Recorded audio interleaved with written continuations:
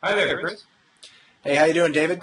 I'm doing great. I'm in the offices of Slate magazine, and it's like about 70 degrees outside in Washington, D.C., and without asking where you are, I assume it can't possibly be that nice.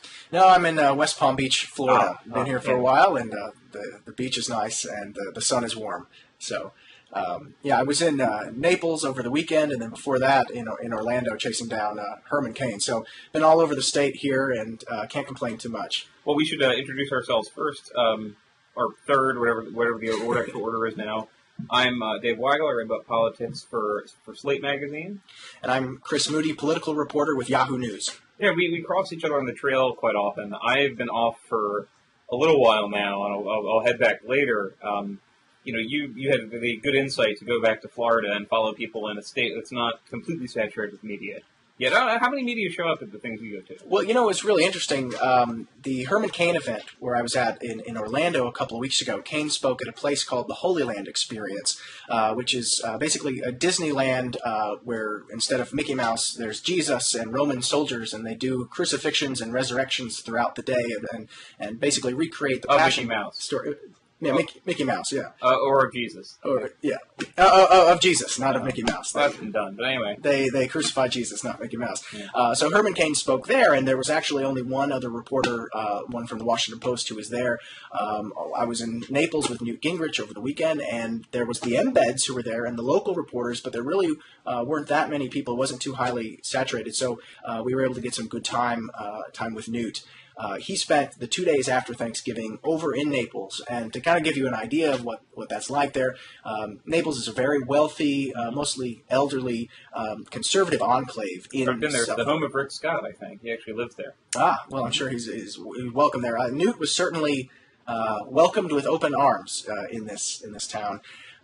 He did a town hall on Black Friday, and it was seriously like, without the pepper spray and without the trampling of people, kind of like the opening to the Walmart. There were old people waiting outside the door going out the line 2 hours before he was set to speak in this conference room at the Hilton there. And it was just jam-packed. I'd never seen anything like that for Newt as a presidential candidate, and I don't think he had either. He seemed quite surprised about it, but people were certainly engaged and interested in him.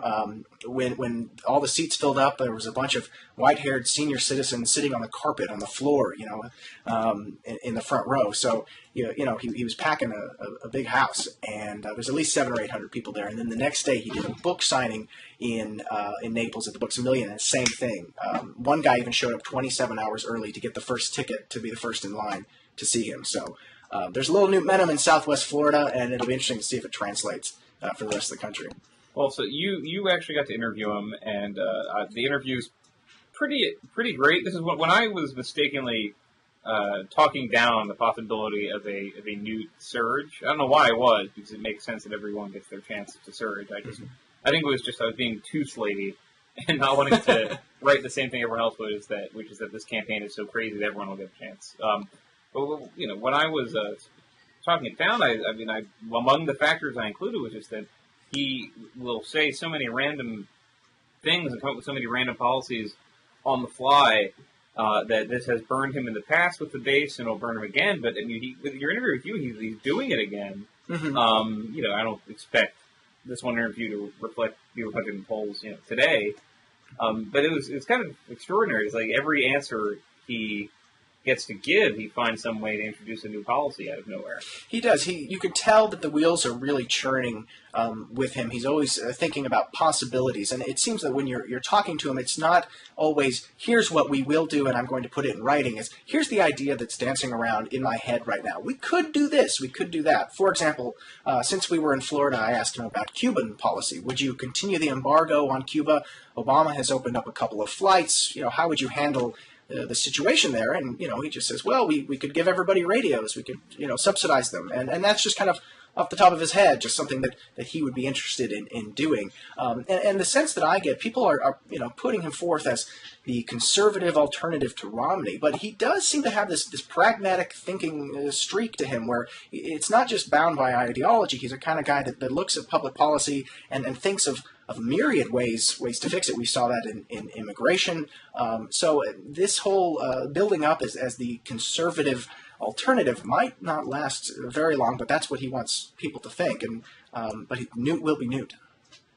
The thing about that is, I guess, so there's a generation gap with people who cover Gingrich or read about Gingrich, I've noticed, and conservatives who were there years ago, in the 90s, have dark memories of him based on the idea that he one of them told me they just don't think he's a conservative. I mean, he just uses the movement. He's just a roving intellectual. I find that kind of hard to square with what he's actually tried to achieve in politics. He clearly is a conservative, but he's clearly a Republican. Mm-hmm. But the way that's always been telling me, because the conservatism, shifts, but there's tenets to it. There's things that you can say most conservatives believe at any point in time. But it's also attitudinal. It's also cultural. Mm-hmm. And I've noticed that Newt talks a lot more about culture than any other candidate. What I think I've been underestimating is that his appeal to conservatives doesn't need to be based on any policies that he is for or he's against. I mean, I thought it was really tough for me to get over the Paul Ryan comments he made. Right. Paul Ryan's was too radical. Mm-hmm. But it's that he culturally is so attuned to people who don't like Barack Obama, didn't like Bill Clinton, don't like elitist liberals, watch Fox News and don't like, these stories of professors gone wild or judges gone wild. Mm-hmm. I mean, the ideas, the things he takes on,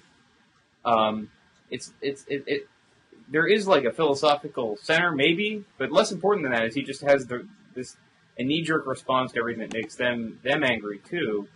And I feel like that's been powering his comeback more than the ideas. I mean, usually if there's a candidate being powered by ideas, then everyone else starts to rip that off. Mm-hmm. I mean, when Steve Forbes is running and people come up with their own tax plans, or Herman Cain surges for a month and Rick Perry comes up with a tax cut plan and Gingrich brings it up again. No one's actually taking Gingrich's ideas, so it's like it's not that he is redefining conservatism.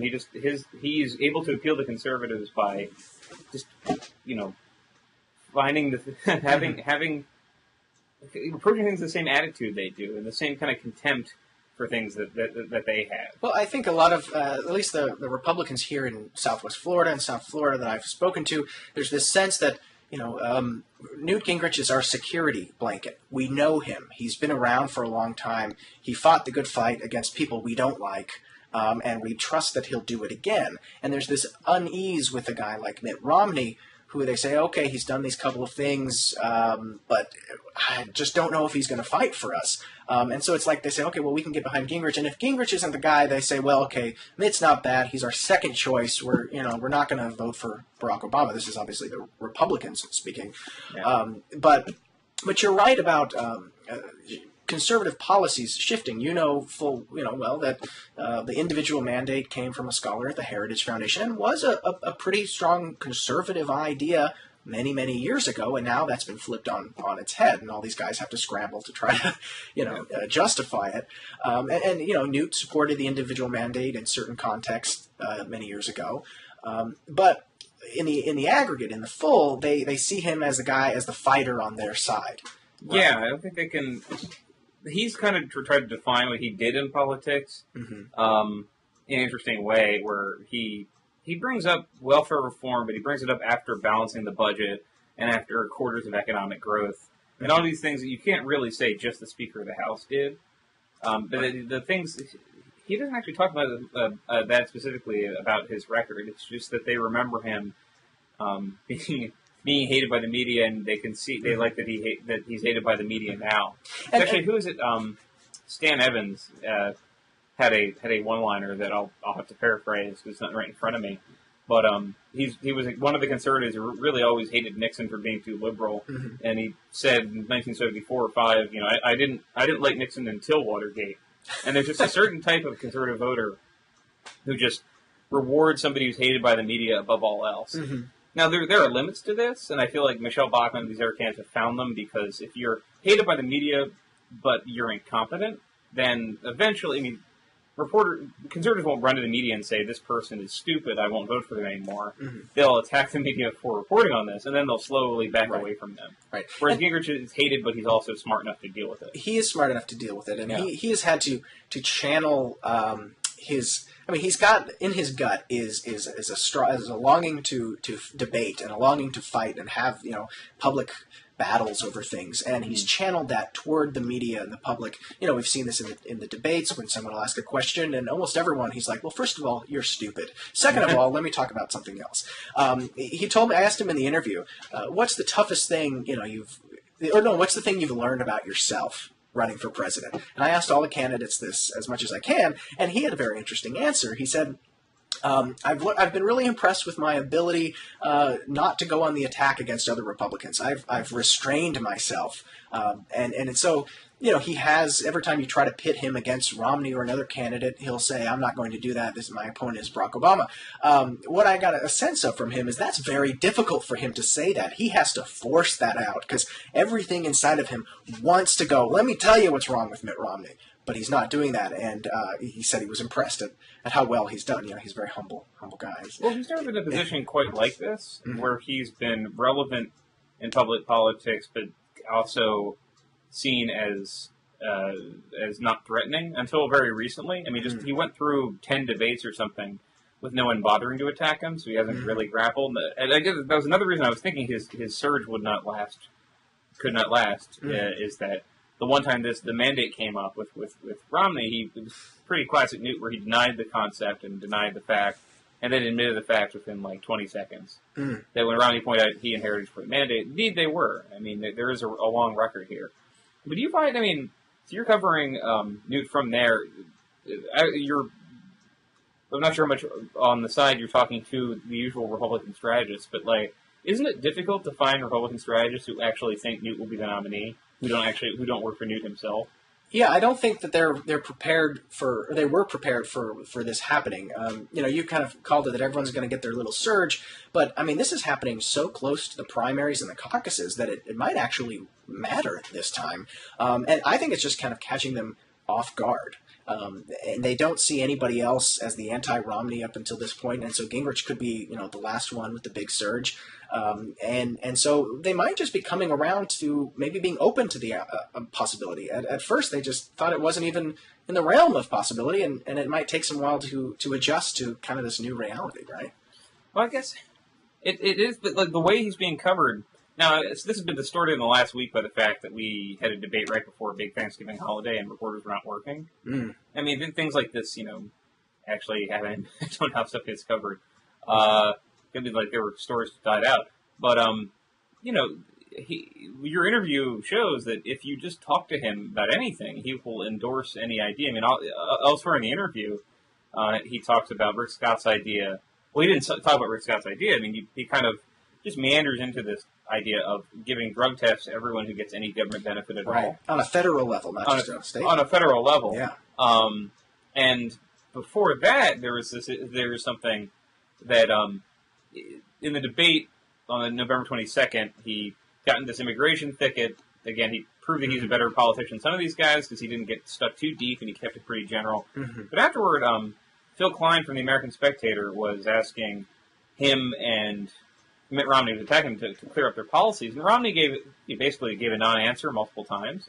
Whereas Gingrich said, Gingrich's spokesman was basically clarifying that Gingrich's idea of basically selective surface control boards. Right, local boards to choose who stays and who goes. Local boards to choosing who stays and who goes, which sounds like some Shirley Jackson short story concept, which sounds completely unworkable. They just kind of stuck by it, and he wrote his story, and then no one else noticed. The thing benefiting Gingrich right now is that he's able to say the sort of things that have always sunk him in the past, and just it doesn't catch on. Now I feel like this is, now that we're all back, it's starting to change. I was one of a couple people to notice the drug testing thing. And there is a concussive force that comes if Huffington Post and Drudge and all these other people are bringing this stuff up.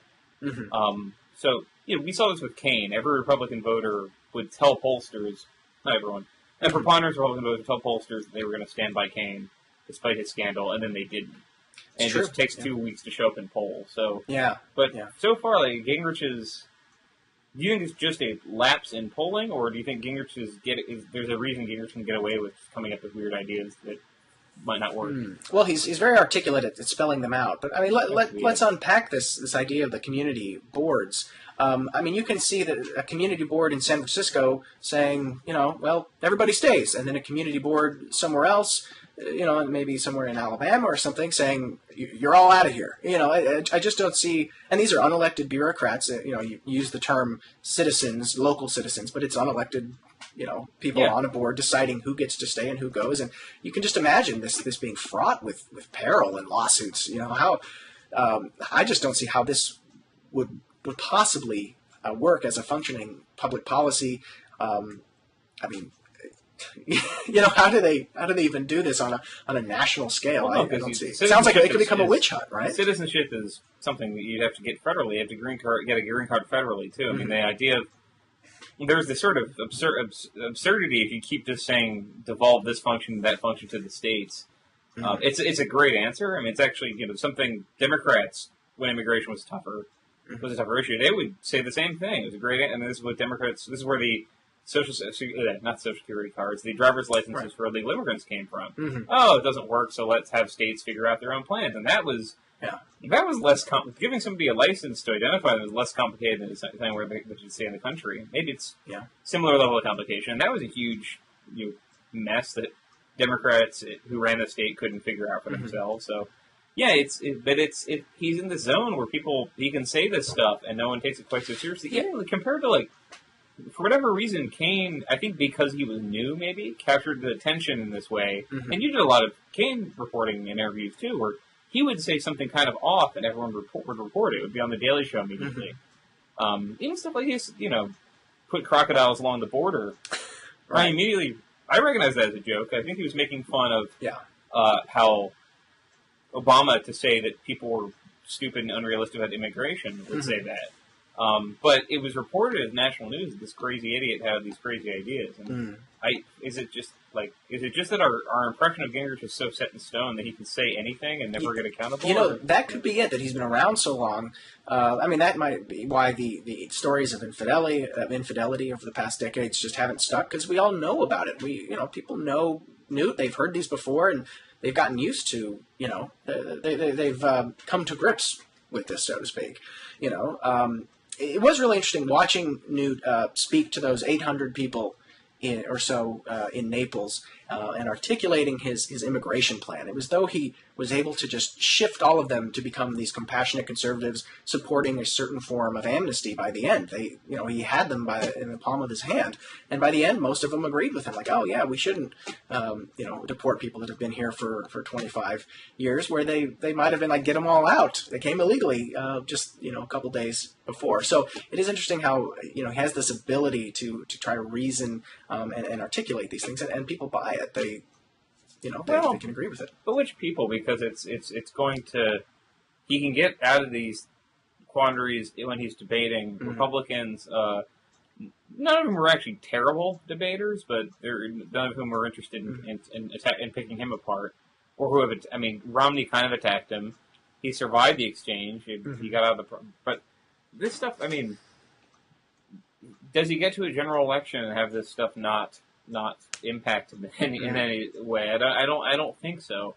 Well, everything's going to come back, and at times he might just be, well, I was just suggesting possible policies. I'll just spitball in here, The reason Gingrich became topic in the 90s was, he had a personal style that alienated voters to some degree, but also Democrats utilized the things Republicans were actually doing and the things Gingrich was randomly saying to paint this image of him as a crazy radical who hated the poor, and then tear down other Republicans with that attack and that image. So could they do that again? I mean, the Democrats had some level of success in the election. They survived 2010. They were able to make a couple of these people toxic, but people are just coming around very slowly to it. I mean, there's just this impression. I mean, at the root, and we can get further into this, but the root of all of this is really just, it's hard to deny that there's this Republican base, a big chunk of it, that just refuses to consider voting for the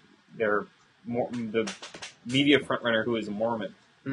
I know that the flip-flop answer, the healthcare mandate reasoning, all those things are reasons why people say Romney's unacceptable.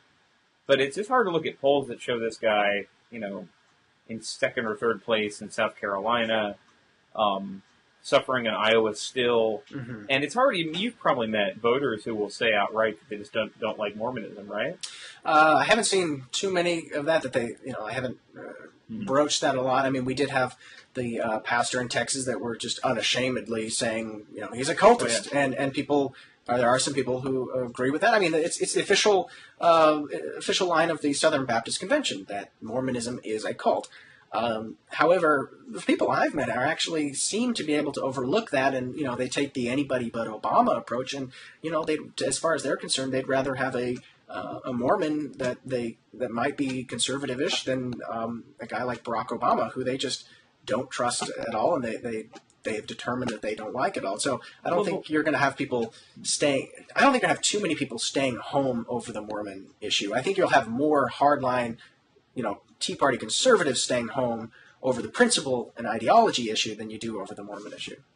Well, no, I mean that's not the question though. Is it, like it's for the primary. I don't think. 1 second here. I'm going to click something. It's for the primary. When they have other choices, it's a reason they're not going to go for him. I don't know how much that plays a role here. I mean, maybe I'm just being too optimistic about Republican to poll. voters. I mean, because people will lie in the poll about that kind of thing. They don't. Yeah, the way they usually do this. Sasha Issenberg, who joined Slate recently and is starting to write some stuff, has done some research on this. I mean, there's ways you can't just ask somebody, what do you think of this religion, or what do you think of this race, because people won't admit bias. Most people won't admit biases straight up. Right. Now, they'll actually admit biases about race more readily than they will about religion in some cases. So the way you end up asking them is, do you know people, or do you have neighbors who would have a problem with a candidate who fit this quality, who was a Mormon or who was a Scientologist or something like that? And that's usually how you get closer to the number. So that's like saying, "Oh, my friend has a problem. He, tell me how to fix it," and it's really right. No, it's a joke expression I like to use. It's just, I'm just asking for a friend. Right. You're taking a girl out. How is it okay if the flowers, were pulled from somebody else's garden and I didn't pay for them, and they might have, thorns and insects on them. Yeah. Not that I've been in that situation. No, never. I could have come with a much better situation. But yeah, we'll find this out. But it's just it's really astonishing to this degree, because you talk to Republican strategists, they don't really believe Newt can win. They don't like Romney, but they feel like everyone else blew their chance to take him on. And if you talk to Democrats, they're really terrified, or they're maybe not terrified. They don't want to run against Mitt Romney because they feel like there's all these advantages he has, and he's a good politician, and he's a lot better than he was last time. They just can't believe the degree to which Republicans won't nominate him. And I kind of can't either. I mean, he made a huge error on healthcare in their view, but every candidate has had some heresy, except I was about to say except for Santorum. No, Santorum actually had a lot of them. It's like, this is just, you can't write a story about every day or unpack it every day. But the degree to which these people are unwilling to accept a guy who checks every box, is, hyper competent according to everyone who's worked with him, has a perfect family according to everyone who knows them, and they're still willing to just indulge with other people. I just think it has to come back to the cultural thing, and they're culturally uncomfortable with Mormonism, and Gingrich is better at appealing to them in these terms. He clearly dislikes liberalism more than Romney likes it. Even when he's made compromises with people, that's the stuff that's going to probably end up bringing him down, like that Nancy Pelosi ad that's a little bit overpaid, but that's still, it's, people, if you look like you're a simp and you can coordinate on liberals with anything, that's the rationale that took down a lot of Tea Party people, or took down a lot of people in Tea Party primaries last time. But still, it's part of it's just got to be that the guys, even getting divorced twice and marrying the woman you were cheating on your second wife with is less offensive than being Mormon, which is astounding to me. Well, then you've got guys like John Huntsman who say that they're convinced that this Tea Party polarizing ideology thing is really just a passing phase, and that it's no longer going to be so toxic to veer over to the center in a couple of years.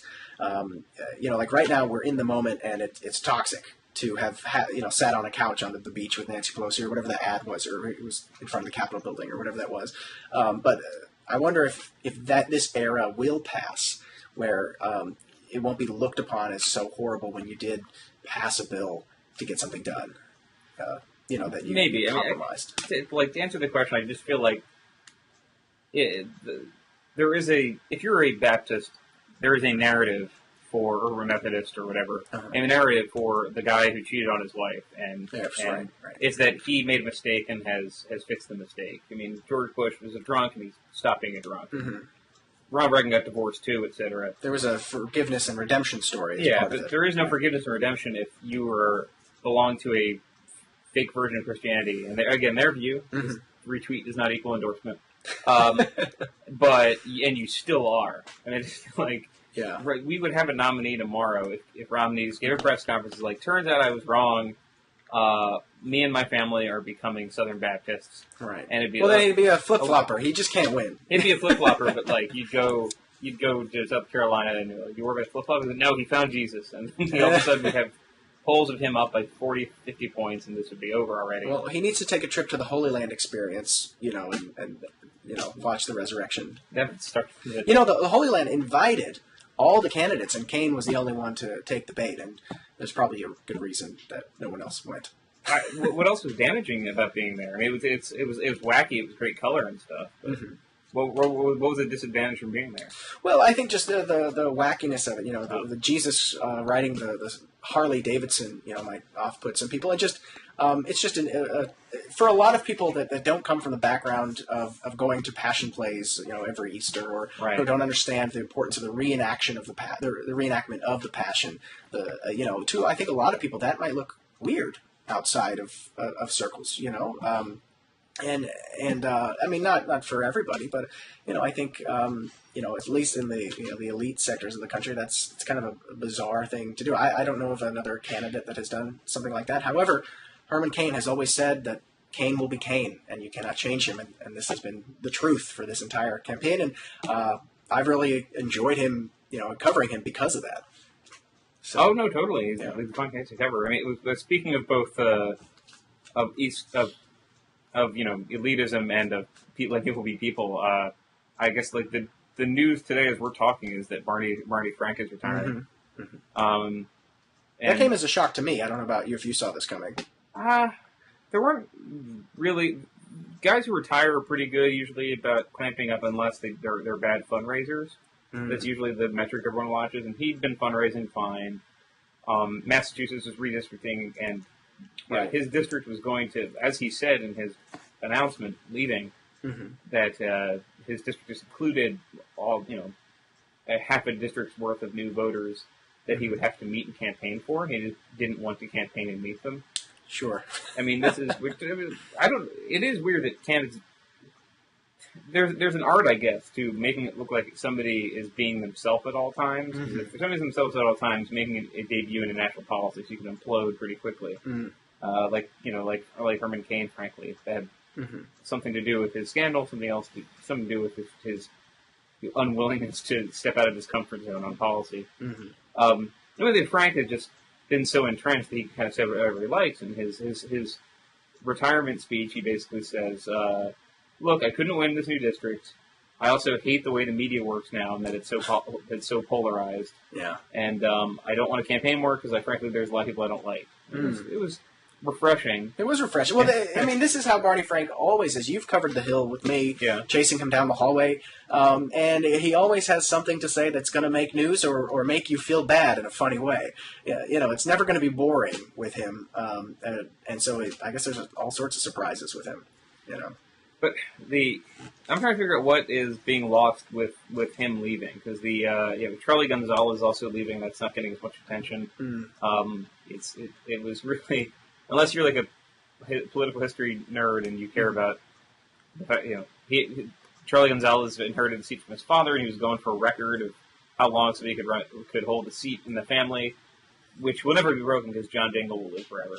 But that got no attention, whereas Frank leaving office after 30 years is a national story of some import. Well, I think he's such a force, and especially in the media, we all have always looked to him as a source of for stories and things, and we've all seen the viral videos of him yelling at people, and being witty, and I think there will be something missing from Congress with Barney Frank not there, unless he comes back as a lobbyist or however he. Well, he said he's giving up his house in D.C., and you can lobby without having a house in D.C. This is true. Yeah.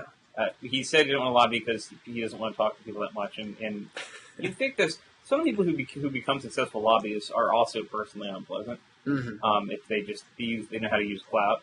So that we'll see with that. But at 71, he might just want to make money. Yeah. Apparently he actually was a reason his last race was not easy. Was that he was more cash poor than you'd think.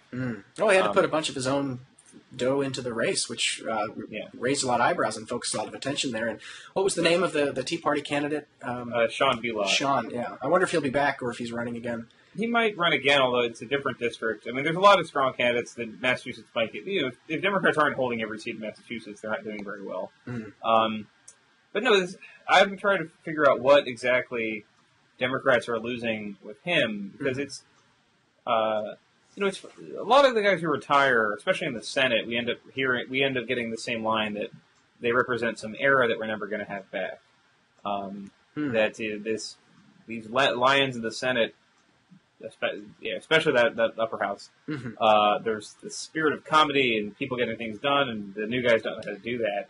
Whereas Frank was actually, crossed aisles on some stuff, but was notable for being a really good hyper-partisan politician. Right. And it's like known for being really testy with reporters, but in a way that people lived with. I mean, it wasn't harassment. It was just if you asked him a question you thought was stupid, he would say it was stupid. Sort of like Newt.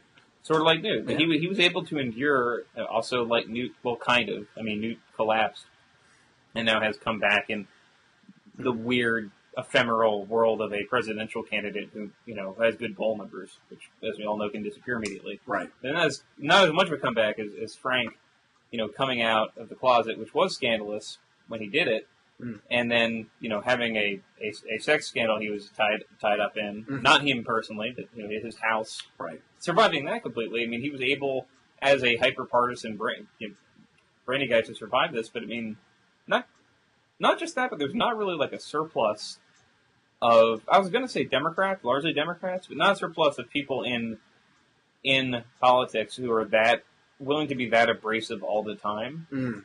And keep him back, or that good at being that abrasive. Well, I mean, if that's just who he is, he just played the role of himself, and it wouldn't. I imagine it wasn't hard for him to be a jerk to people, and maybe he even enjoyed it just a little bit. Telling off a reporter here or yelling at a constituent that says something at a town hall.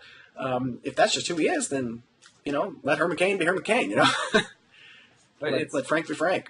I just wonder what the impact was on politics, because I just noticed, like, among people commenting on him leaving were people in the entertainment industry who this is one of the few politicians they know. I mean, this is one of the ambassadors of Washington to the rest of the country was Barney Frank, who was famous for a number of reasons. And part of it is I mean, the status is the gay icon that's interesting because it's not being covered very much. It's so obvious at this point that he is, that he's succeeded as a gay politician that people forget. He tried to bring it out a little bit in his exit conference today, saying the city council president in New York, who's a lesbian, said she was inspired by him. That actually kind of receded as an issue. I think it did help him. It helped with the national profile, and I'm trying to figure out the degree to which. I mean, there aren't that many national gay politicians. Really, not very many. I mean, there's like the mayor of Portland, who's not really a national politician. I'm already breaking my rule.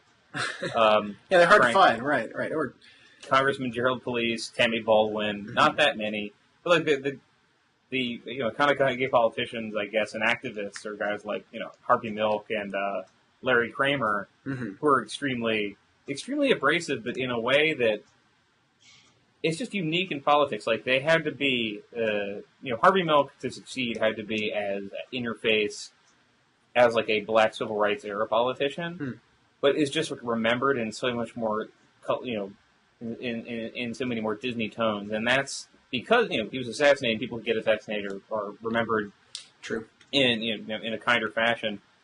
But the way that there's a style of politics. It's very. I mean, I think it's because of the way you have to discover yourself and deal with people who are harassing you. Extremely witty, abrasive. I keep overusing that word. It's not just that. It's a certain approach to debate that is. Yeah, I mean, it's making yourself a national, not a character, but you do have your brand, and people expect that from you, and some people stand out, and I think for a layman following politics, if you ask them to name a couple members of Congress, a lot of them would name Barney Frank just because they see him out in the media and he does make news, and he's different from the other ones because of the way he approaches people. And that's what makes him memorable. I think that's why his announcement of retirement made such a big splash, because we remember all those times that we heard about Barney Frank saying this or doing this, and even in our own personal experience, making fun of us, and we're the ones that are writing the news, So I'm not surprised that this made a big splash across the news world. Well, I kind of like it that he's this honest about it. Now, we're doing a lot of theater criticism of politics, and we like the way he engaged with the media. He dealt, when he was talking today, he also dealt with the idea that he was complicit in the financial crisis. And the way he did it was interesting. I kind of need to go back to my tape and see exactly how long his answer was. He basically tried, bombarded the questioner with info for about 5 minutes about how this was untrue. He took a little bit of blame for him not seeing the crisis, just like everyone else has not seen the crisis, but never got into any of the issues that people had brought up for why he didn't regulate Fannie and Freddie. I mean, people who've looked at the that side of the crisis point to him as one of the people who just was in a position to take more regular role, had a not personal, a partner's relationship with Freddie Mac that, in some circumstances, you would say colored the thing, but he got away with it. And a lot of it, it's hard to tell why that was the case. I mean, I think he was able to fluster people who didn't know any better, which is a quality you think would be less rare in politics, but really kind of isn't.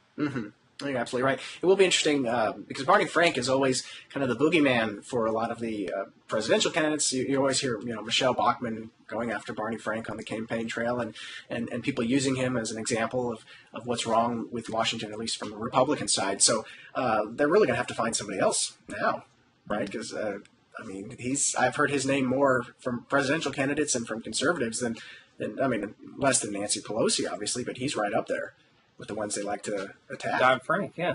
Yeah, he's right there. So I think, who is it? I think Kane, is it Kane's line when he says, I have 3 problems with Dodd-Frank. The first is Dodd. The second is Frank. And that's actually stupid. Yeah. That's not a good reason to be against this regulation, but it's easier to get personal. There's also that role somebody can play in this level of politics. It's just, if you are confident that you can defeat anyone and you're a lightning rod, there's a long tradition of that, of these people advocating for policy, but being able to outtalk anyone else and no one laying a glove on them. Again, like Gingrich was very good at that for a long time. Frank was very good at that. And I feel like I agree in part with him that, having been in the minority from before Glass-Steagall was repealed to 2007, it's not like he had the whip hand at any point in a financial reform that could have saved us and didn't use it, or that Dodd did. I mean, they missed some cues in 2007, 2008, but that seems like a bit much to blame them for everything. The guys who we can blame a bit more are retired lobbyists now, where these guys are still making policy. Yeah. But it was the degree to which he'd given up on the process or given up on how politics can work anymore. I thought was, I mean, it's what they all say. If you don't believe that, you stay in Washington. It's like what Evan Bayh said. Although Evan Bayh is just such a colorless and ineffective politician that we didn't take it quite as seriously. Well, at least he didn't just go out and say, "I want to spend more time with my family," and goodbye. You know, he had something to say. He had some last comments, which you don't hear very often. It was nice to hear that. So no, I mean, like this is, I guess, like the immediate impact will be somebody who, America is familiar with being in Congress is no longer there, and we'll survive. We'll survive. There'll be more.